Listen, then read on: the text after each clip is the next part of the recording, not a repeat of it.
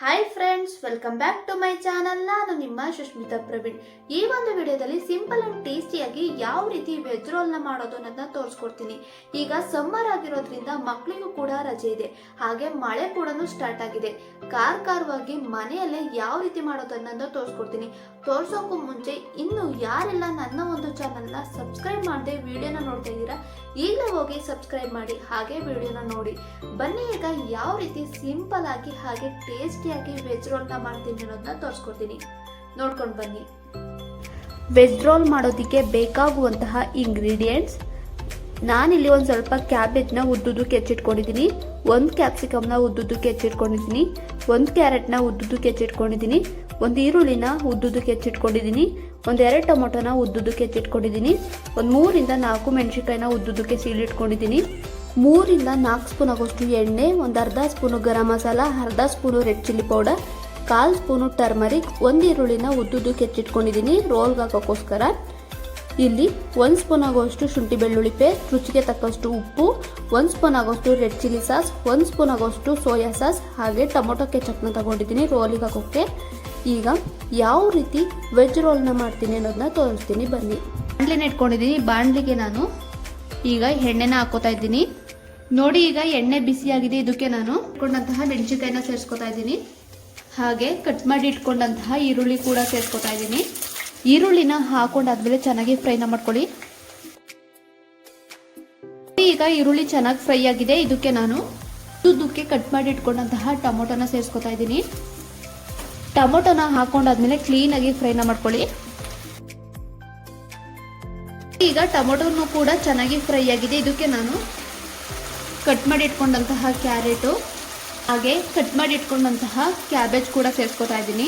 ಇದನ್ನ ಈಗ ಚೆನ್ನಾಗಿ ಫ್ರೈ ಮಾಡ್ಕೊತೀನಿ. ಇದು ಕ್ಲೀನ್ ಆಗಿ ಫ್ರೈ ಆಗಲಿ. ಆಮೇಲೆ ಕ್ಯಾಪ್ಸಿಕಮ್ನ ಸೇರಿಸ್ಕೊಂಡು ಫ್ರೈನ ಮಾಡ್ಕೊತೀನಿ.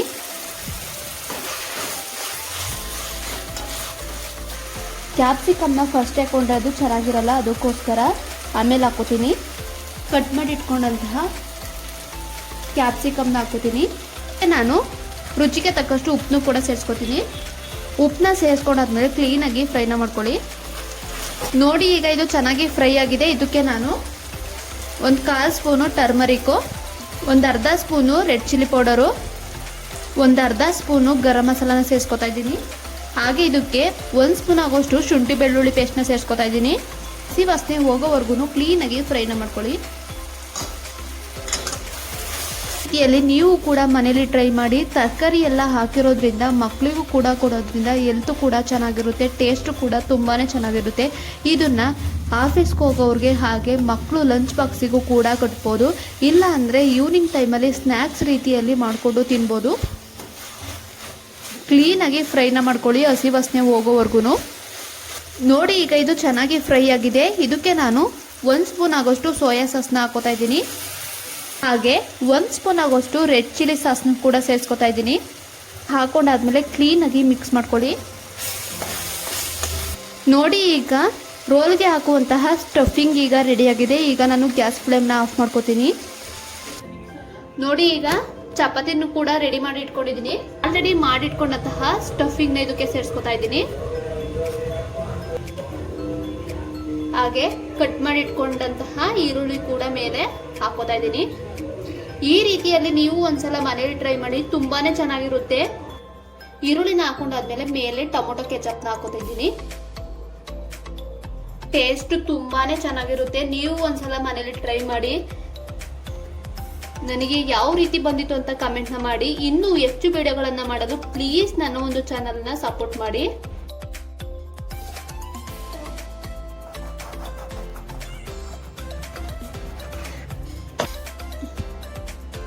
ನೋಡಿ, ವೆಜ್ ರೋಲ್ ಯಾವ ರೀತಿ ಆಗಿದೆ ಅಂತ.